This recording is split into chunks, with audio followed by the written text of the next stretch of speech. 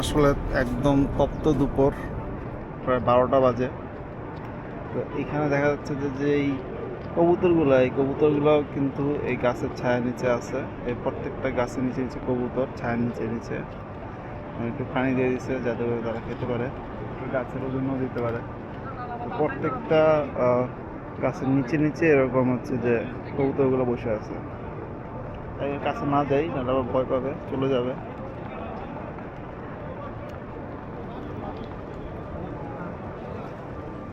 প্রত্যেকটা গাছের নিচে নিচে কবুতর, কারণ প্রচণ্ড রোদ এখন। আর এটা হচ্ছে যে মসজিদে গামা। এটার উপরে, গম্বুজের উপরে আমি দেখলাম যে সবসময়ই আর কি কবুতরগুলো আছে। তো এই মসজিদের এক পাশে হচ্ছে যে মেয়েরা নামাজ পড়ে, আরেক পাশে ছেলেরা নামাজ পড়ে। তো 2 রাকাত শুকরিয়া নামাজ পড়বো এই মসজিদটাতে।